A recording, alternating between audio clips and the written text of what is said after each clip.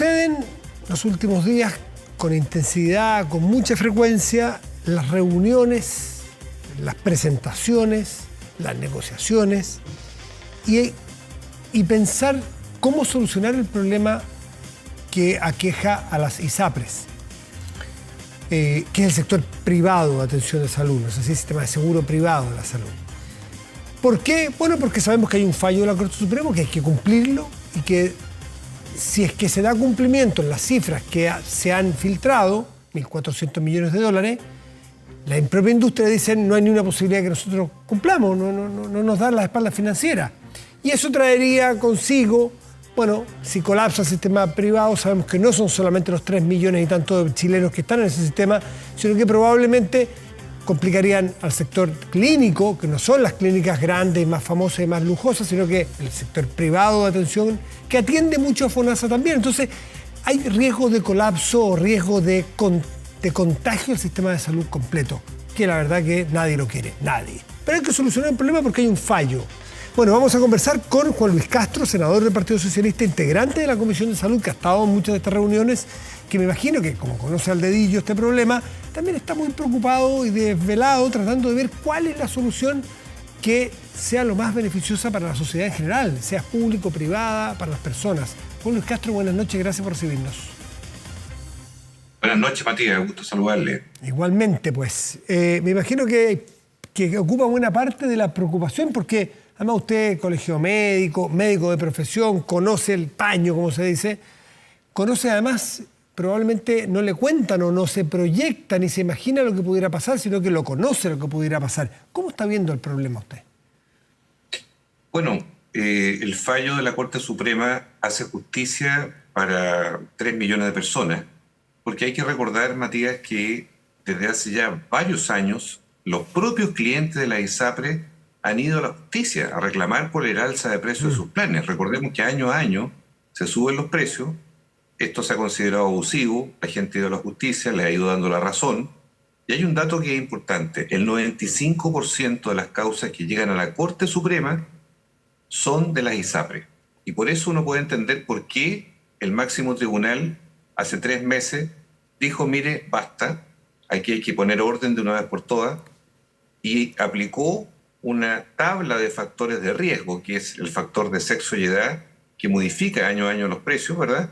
Y dijo, mire, solo una de ellas se puede aplicar y no casi 1.000, que son las que existen actualmente en el sistema, para que así se calcule realmente el precio verdadero de una persona, ¿verdad?, en el sistema. Y esto significa que si en junio, o sea, en 3 meses más, cuando esto ya se haga viable, hay diferencias de precio entre el actual que tiene una persona y el que debió haberse cobrado, que probablemente era inferior a este, tiene que devolverse ese cobro en exceso.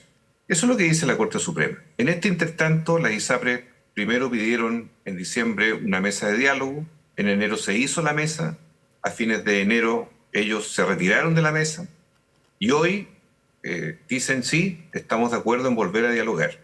Curiosa la actitud, a mí me parece, porque la verdad ellos son los principales afectados, están con cifras rojas, deben ser contribuyentes a una solución. Primero se dijo que si el gobierno no hacía nada, iban a colapsar. Hoy día el gobierno está actuando para presentar un proyecto de ley y aún así han desconocido de algún modo las cifras y no se allanan todavía a decir sí, tenemos que pagar una cantidad de dinero y que se puede cuantificar mejor, sin duda, pero que tiene que hacer cumplir este fallo del máximo tribunal.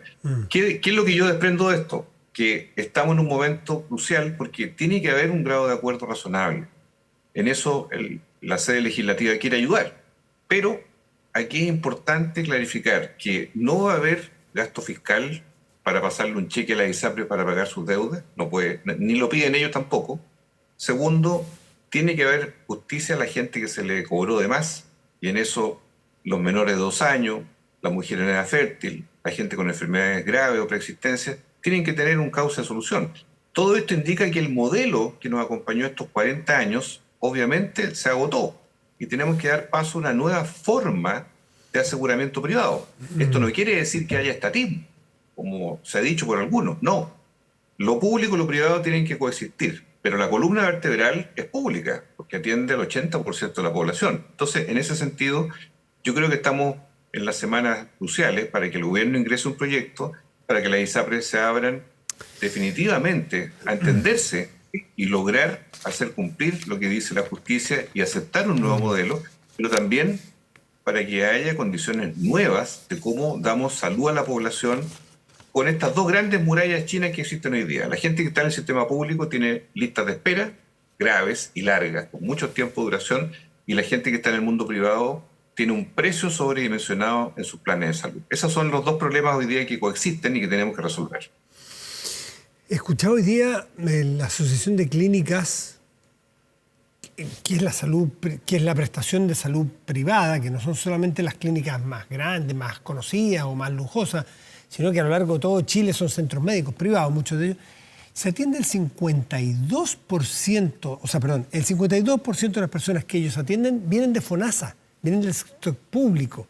Entonces, quiero preguntarle a usted si es que llega a caer y las ISAPRES tienen enormes deudas con ellos. Entonces, si las ISAPRES quedan insolventes, no le pueden pagar a las clínicas de todo Chile, las clínicas quedan también en condición financiera de no poder seguir atendiendo, las filas, las colas que hagan los chilenos y las chilenas del sector público va a llevar a que el sistema realmente se colapse totalmente. ¿O usted cree que eso es irreal, eso no pasaría? No. Yo estoy seguro de que aquí hay un efecto cascada. O sea, si quiebran las ISAPRES, eso daña de inmediato a las clínicas, les deben más de 500.000 millones de pesos. Claro. Claro, estamos hablando de cifras siderales. Esto viene hace años acumulativamente, pero hay que captar, sí, de que las clínicas privadas no son las que están con sus cifras rojas hoy día, son las ISAPRES, eso es el mundo de los seguros. Entonces, en ese sentido, las clínicas, y la pandemia lo demostró, pueden contribuir a una integración público-privada perfectamente, en la medida que se adapten los sistemas, que haya una integración real. De hecho, atienden a más gente de FONASA que de las ISAPRES, las clínicas privadas hoy. Claro, porque mucha gente dice, a ver, yo por FONASA puedo pagar el parto de mi señora, puedo pagar una operación de vesícula, a lo mejor no puedo pagar una UCI, pero sí prestaciones ambulatorias o algunas que sean más baratas, porque la cobertura de FONASA en las clínicas es más bien baja en general, está entre el 25 o el 35-40%. Las ISAPRES tienen cobertura a veces que llegan hasta el 80-90%, dependiendo del plan. Pero para entender un plan, pues Matías, había que ser casi ingeniero matemático. Los planes de salud son inentendibles, ¿verdad? Por miles de planes, entiendo. Claro, estaban hechos para que en el fondo se quedaran los más jóvenes, los más sanos, los que no tenían carga, los que tenían buen sueldo, y se iban los más viejos, los que estaban más enfermos, los que tenían mala pensión. O sea, eso es lo que tiene que a futuro cambiar. Pero hoy tenemos que poner un rayado de cancha distinto. Y creo que en eso, si FONASA compite con mejores planes, que es lo que se ha anunciado, bienvenido sea. Si las ISAPRES, siendo viables, porque aquí no se trata de provocarle el quiebre, se trata de que sean solventes para que ellos paguen por la ciudadanía, ¿verdad?, las deudas que puedan tener. Pero tenemos que hacer un rediseño, y por eso este año el presidente de la República ha dicho que este es un año de reforma de salud. Y hay que buscar condiciones nuevas para integrar lo público y lo privado, pero al mismo tiempo redefinir cómo el privado se inserta en la seguridad social, no solamente como un seguro privado que ha sido durante varias décadas. Ya, pero para que exista esa integración en esta segunda etapa y en este nuevo sistema de salud, que hay bastante consenso en la oposición, hay bastantes parlamentarios que están de acuerdo con lo que usted está planteando. O sea, esto no debiera ser tan difícil de llegar a buenos acuerdos generales. Pero antes tenemos este episodio contingente de las ISAPRES. Usted dice, no han pedido plata pública, ni sería correcto que les pasaran plata pública, pero tienen que cumplir un fallo. La cifra es 1.400 millones de dólares, no está confirmada, pero es la que dijo informalmente la ministra de la Cámara, y por ahí debe andar. Y la ISAPRES dice, no somos capaces de pagar. Es un nudo, es un zapato chino. ¿Cómo lo ven ustedes? Yo creo que hoy día se clarificó con todos los actores presentes en la mesa que la metodología de cálculo se puede abrir y transparentar mejor aún, para que no haya duda, porque aquí no se trata de que los números sean a la pinta de la ISAPRES o a la pinta del gobierno o de los legisladores. Aquí los números son los números. Sí, claro. Y las cifras, según los planes de las personas, cuando en junio, ¿verdad?, tengamos todo esto claro, y usted, si le cobraban 100 hasta el día de hoy, y resulta que desde el 2020 hasta hoy le debieron haber cobrado 70, bueno, hay una devolución que se va a tener que ejecutar. Y eso es ineludible, pero estamos claros. Eso requiere que las ISAPRES existan. no que las ISAPRES estén quebradas. Y por eso, a propósito del gobierno, que yo comparto, es darle viabilidad. Y si para eso hay que concordar, precisar, dejar las puertas abiertas para que el sistema siga funcionando y a futuro cambiemos las reglas, habrá que hacerlo. Aquí lo que no puede suceder es que, como ha pasado en otros episodios de la historia, alguien que es deudor de la ciudadanía, de repente se va del país, de repente colapsa, de repente nadie, ¿quién lo pueda cubrir? Y es una deuda social finalmente la que queda pendiente. Ya está bien, pero ¿cómo congeniamos cómo resolvemos este nudo?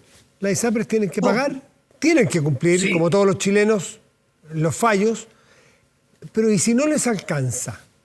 Si no llegan, si no les da la solvencia, ¿qué pueden hacer? El gobierno ha dicho, mire, nosotros no pedimos que se pague en un solo acto, porque podría alguien decir, bueno, todo se paga al mes siguiente y que el fallo se cumpla. Y todos van a retirar un cheque, ¿verdad? Y eso es imposible. Bien. Se está diciendo 24 meses. Si es más, a lo mejor puede ser más tiempo. ¿Para qué? Para darle una gradualidad. Obvio. Ya, esa salida en el futuro.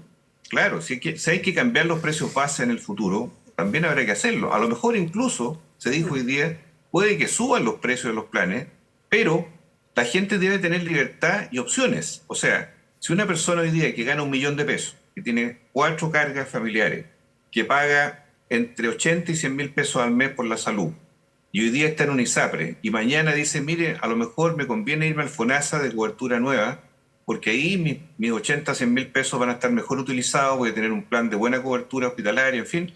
Esa persona podrá decidir, pero tiene que tener libertad para decidir, no porque se vaya combinado, ¿verdad? Porque su ISAPRE quebró.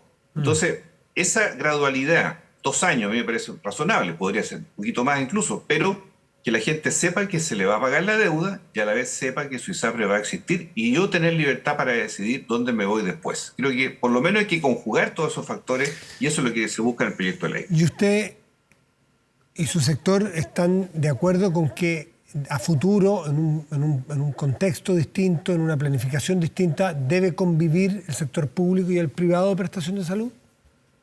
Sí, nosotros estamos convencidos de que en los seguros públicos y privados hay una virtuosidad, me refiero, hay una capacidad de entendimiento razonable para el Chile de hoy. De nosotros nadie está pensando en el estatismo, en que todo sea público a secas, pero sí decimos que si la mayoría, el 80% de la población está en lo público, ahí hay que poner un énfasis muy especial porque la gente que no tiene cómo elegir, la gente que solo va a un hospital, la gente que solo puede ir a un consultorio, a esa gente tenemos que darle un foco especial de preocupación porque ellos no tienen la capacidad de decisión del que gana 2 o 3 millones de pesos, que tiene alguna alternativa. Entonces, en ese sentido, la seguridad social tiene que ser el eje. Si hay sector privado, bien, pero con reglas públicas, no con reglas de la selva, donde cada uno haga lo que quiera. En ese sentido, nos parece que se puede entender perfectamente el mundo público-privado en el aseguramiento y en la prestación.